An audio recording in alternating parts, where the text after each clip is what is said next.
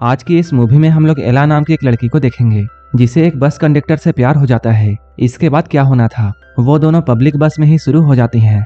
एला एक काफी अमीर लड़की थी, लेकिन वो बस कंडक्टर की दीवानी थी और वो हमेशा उसके साथ घपाघप करना चाहती थी। इसके बाद इन दोनों के बीच में क्या हुआ हम लोग इस वीडियो में आगे जानेंगे। तो चलिए इस मूवी को शुरू करते हैं। कहानी की शुरुआत में हम लोग एक ऑडिटोरियम में स्कूल के कुछ बच्चों को रिहर्सल करते हुए देखते हैं। वहीं स्टेज के बैक में एरोल्ड अपनी दोस्त एला के साथ घपाघप करने में बिजी था और वो एला के झील में डुबकी लगा रहा था। एला भी उसके छोटे चेतन की सवारी कर रही होती है, लेकिन तभी एरोल्ड की गर्लफ्रेंड यहाँ आ जाती है जिसका नाम जेना था। जेना इन दोनों के कार्यक्रम को देखकर इन पर बहुत गुस्सा होती है। एरोल्ड अपने छोटे चेतन को संभालते हुए जेना के पीछे चले जाता है। ये सब देखकर एला का मूड बहुत खराब हो जाता है। वो एरोल्ड को रोकना तो चाहती थी, लेकिन तब तक वो जा चुका था। एला की यहाँ सारे स्टूडेंट के सामने बहुत बेइज्जती होती है क्योंकि वो एरोल्ड के पीछे पीछे यहाँ तक आ गई थी। ये तो था एला का स्कूल लाइफ। अब एला काफी आगे बढ़ चुकी है। वो अब एक सक्सेसफुल वेडिंग प्लानर है। साथ ही साथ वो अपनी बहन के साथ एक रेस्टोरेंट भी रन करती है। एला अब काफी सक्सेसफुल थी, लेकिन अभी भी उसके लाइफ में प्यार की कमी थी। इसके बाद एला रॉबर्ट नाम के एक वर्कर को सेड्यूस करके रात में उसके साथ गेम खेलती है, लेकिन ऐसा करके एला को मजा नहीं आता है क्योंकि रॉबर्ट अपने हिसाब से वो सब कर रहा था। जब इनका कार्यक्रम खत्म होता है तब एला दुखी मन से ये सारी बातें अपनी बहन को बताती है। तब उसकी बहन, जिसका नाम मीसा है, वो उसे अपने टाइप के लड़के सिलेक्ट करने के लिए कहती है। एला को जब संतुष्टि नहीं मिलती है तब वो कुछ खिलौनों का इस्तेमाल करती है, जिसकी वजह से उसकी नींद काफी देर से खुलती है और अब ऑफिस जाने में उसे काफी देर हो चुका है और उसे अभी कोई कैब भी नहीं मिल रही थी। इसके बाद मजबूरी में उसे बस में चढ़ना पड़ा। इस बस में काफी भीड़ होती है, लेकिन एला जब यहाँ चढ़ती है तब वो बस के कंडक्टर रोको से मिलती है। रोको को देखकर एला उसके तरफ अट्रैक्ट होने लगती है। जब रोको उसे टिकट देने के लिए उसके पास आता है तब बस में इतनी भीड़ थी कि वो भीड़ इन दोनों को धक्का देकर बहुत पास कर देती है। अब एला रोको को स्मेल कर सकती थी और वो उसकी खुशबू पाकर उसकी तरफ और भी अट्रैक्ट होने लगती है। इसके बाद क्या होना था, एला ने टिकट लेकर अपने तरबूज को रोको की तरफ सटा दिया। अब रोको भी उसके तरबूज को महसूस कर सकता था। रोको को एला का ये अंदाज बहुत पसंद आता है। इन दोनों के बीच में वो सब हो ही रहा होता है, लेकिन तभी एला का स्टॉप आ जाता है। एला जब अपने घर वापस आती है, घर वापस आने के बाद भी उसे रोको के साथ वो सब की हुई फीलिंग्स याद आ रही थी, इसलिए वो रोको को याद करके अपने झील का पानी निकालती है। अगली सुबह मीसा एला को बहुत खुश देखती है और वो उसकी खुशी का राज उससे पूछती है। तब एला कहती है उसे कल पहली बार इतना अच्छा लगा था। वो रोको के बारे में सब कुछ मीसा को बताती है। तब मीसा उसे रोको को ढूंढने की सलाह देती है, इसलिए आज भी एला बस से ही ऑफिस जाने का फैसला करती है। लेकिन उसकी किस्मत बहुत अच्छी नहीं थी क्योंकि आज रोको की जगह में कोई दूसरा कंडक्टर आया था, जिससे एला को यह पता चलता है रोको अपने घर गया हुआ है। वहीं दूसरी ओर हम लोग रोको को उसके घर पर देखते हैं। यहाँ आकर वो अपनी बेटी माया और पत्नी कैथरीन से मिलता है। रोको और कैथरीन घर से बाहर रहते हैं और इन दोनों के बेटी होने के बाद भी इन दोनों ने अब तक शादी नहीं की है। रोको अपनी बेटी से बहुत प्यार करता था, लेकिन कैथरीन उसे उतना भाव नहीं देती थी क्योंकि वो अच्छे पैसे नहीं कमाता था। यहीं पर हम लोग सैम के बारे में जानते हैं, जो कि रोको का कजन है और वो कैथरीन की हेल्प हमेशा किया करता था। रात में जब कैथरीन सो रही थी तब रोको उसके पास आने की कोशिश करता है, लेकिन कैथरीन उसे भाव नहीं देती है। इसके बाद रोको अपनी उंगलियों का कमाल दिखाता है, जिसके वजह से कैथरीन ने झील का रास्ता खोल दिया। इसके बाद रोको बिना किसी देरी के झील से पानी निकालने लगता है। इधर एला लगातार बस से सफर कर रही थी, ये सोचकर कि एक दिन उसकी मुलाकात फिर से रोको से हो जाएगी। सफर करते हुए उसे एक दिन रोको मिल जाता है। जैसे ही एला को मौका मिलता है वो रोको के चाकू को अपने तरबूजों के बीच में रखती है और उसे टेस्ट करने लगती है। अब धीरे धीरे उसका भी मूड बन चुका था। इसके बाद वो अपनी उंगलियों को एला के झील में डालकर अपना काम शुरू कर देता है। अपने इस सफर को खत्म करने के बाद जब रोको बस स्टैंड में आता है तब वो अपने मालिक से कुछ पैसे एडवांस में मांगता है, लेकिन उसका बॉस उसे पैसे देने से मना कर देता है। घर आने के बाद रोको और कैथरीन की लड़ाई होती है। इसके बाद रोको अपने काम के लिए शहर आता है। जब सारे बस ड्राइवर एक जगह जमा होकर पत्ते खेल रहे थे तभी एला रोको से मिलने के लिए यहाँ आती है। वो इस वक्त बहुत ही सुंदर रेड ड्रेस पहनी हुई थी। वो रोको को अपने पास बुलाती है। इसके बाद रोको उसे लेकर दो बसों के बीच में जाता है। ये दोनों यहाँ पर बातें करते हैं, लेकिन जब इन दोनों से कंट्रोल नहीं होता है तब ये लोग यहीं पर शुरू हो जाते हैं। तभी इन दोनों को किसी की आहट सुनाई देती है, इसलिए वो लोग बस के अंदर चले जाते हैं। इसके बाद रोको बस के अंदर जाकर गाड़ी को 5वें गियर में लगाकर एला की सवारी करता है।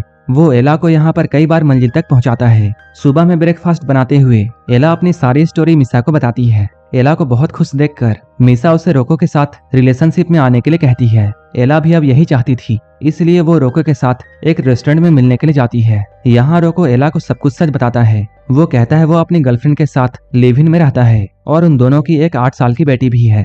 ये सुनकर एला काफी शॉक थी। रोको अब ये सब खत्म करना चाहता था, इसलिए वो इन सभी रिलेशन को तोड़कर यहाँ से जाने लगता है। लेकिन एला उसका पीछा करती है और एक खाली सड़क में कोने में जाकर उसके साथ चिपक जाती है। रोको भी अपने छोटे चेतन के लिए जगह बनाता है और वो एला की झील में एक बार फिर से डुबकी लगाता है। रोको के इस परफॉर्मेंस के बाद एला बहुत खुश थी, इसलिए रोको अब एला के साथ उसके घर पर शिफ्ट हो जाता है। एला जब ऑफिस से घर आती है तब रोको उसके लिए चिकन सूप बनाकर रखता है और वो अपने हाथों से उसे खिलाता है। खाना खाने के बाद रोको अपने जबान का इस्तेमाल करते हुए एला को सेड्यूस करता है। कुछ देर के बाद ये लोग लॉन्ग ड्राइव पर जाते हैं। बीच रास्ते में ही एला का मूड बन जाता है। इसके बाद उसने रोको की उंगलियों को पकड़कर अपनी झील में डुबकी लगवा दिया। कुछ देर के बाद ये लोग घर आते हैं। रोको यहाँ पर फिर से एला की सवारी करता है। एला अब रोको के साथ बहुत खुश थी, इसलिए वो रोको को एक महंगी घड़ी गिफ्ट करती है। इस गिफ्ट को देते हुए वो रोको से ये बोलती है वो हमेशा के लिए उसके साथ रह सकता है। अगर वो उसके साथ रहता है तब वो उसे पैसे भी देगी। लेकिन रोको यहाँ पैसे लेने से साफ साफ इनकार कर देता है।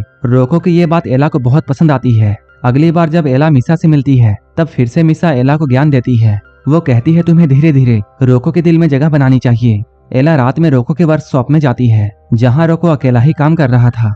यहाँ वो रोको को ये बताती है उसे आज तक लाइफ में कभी भी एक अच्छा पार्टनर नहीं मिला है। सारे लोग उसे छोड़कर चले गए जबकि उसने अपना सब कुछ उन्हें दिया था। ये सारी बातें सच थी, इसलिए एला ये सब कहते हुए थोड़ी इमोशनल हो जाती है। रोको उसे कंफर्ट करने के लिए उसके करीब जाता है। इसके बाद रोको अपना हंटर निकालकर फिर से कमाल करता है। हर बार की तरह इस बार भी एला बहुत खुश होती है। यहीं पर एला रोको के साथ दूसरे शहर घूमने का प्लान करती है। साथ ही साथ वो उसे अपने घर की कीज भी देती है। अगले दिन रोको कैथरीन से मिलने के लिए उसके घर पर जाता है।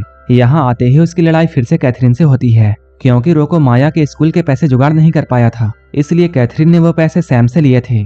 कैथरीन रोको के पास पैसे नहीं होने का बहुत मजाक उड़ाती है। कैथरीन उसे यह भी बोलती है कि वो उसके साथ खुश नहीं है, वो उसके साथ सिर्फ मजबूरी में रह रही है। रोको का माइंड बहुत डिस्टर्ब था, इसलिए वो रिलैक्स करने के लिए एला के साथ बाहर जाना चाहता है। एला भी बस स्टैंड में उसका वेट कर रही थी। रोको भी यहाँ आ ही रहा होता है, लेकिन तभी उसके पास सैम का कॉल आता है। सैम उसे बताता है कैथरीन अचानक बेहोश हो गई है। अब रोको एला से मिलने का प्लान कैंसिल करके कैथरीन को देखने के लिए उसके पास जाता है। यहाँ आकर उसे ये बात पता चलती है कि कैथरीन प्रेग्नेंट है। ये सुनकर रोको बहुत शॉक होता है। वहीं दूसरी ओर रोको के नाम मिलने पर एला उसे ढूंढते हुए गैराज में जाती है। यहाँ आकर वो जानती है रोको दोबारा से बाप बनने वाला है। ये सुनकर एला का दिल फिर से टूट जाता है, क्योंकि रोको ने उसे ये बताया था कैथरीन और उसका रिश्ता अच्छा नहीं चल रहा है। अपने गम को भुलाने के लिए एला मीसा के साथ एक क्लब में जाती है। एला जब मीसा के साथ बैठी हुई थी तभी एक लड़का उसे घूरे जा रहा था। इसके बाद वो एला को अपने घर लेकर जाता है। एला भी उसके साथ जाने के लिए राजी हो जाती है। घर जाने के बाद शुरू के स्टेज में वो लड़का बहुत अच्छा करता है, लेकिन जैसे ही वो कपड़े उतारता है वो एक छपरी की तरह बिहेव करता है। ये सब देखकर तुरंत ही एला वहाँ से भाग जाती है। कुछ दिनों के बाद रोको एला से मिलने के लिए उसके घर पर आता है। यहाँ आते ही रोको उससे सॉरी बोलता है, क्योंकि वो उससे मिलने के लिए उस दिन नहीं आ पाया था। लेकिन अब वो उसकी वाइफ को छोड़कर इसके पास हमेशा के लिए आना चाहता है। लेकिन इधर एला को उसके कैरेक्टर पर शक हो रहा था, क्योंकि उसका बेबी होने वाला है और वो ऐसे वक्त में अपनी गर्लफ्रेंड को छोड़कर उसके पास आया है।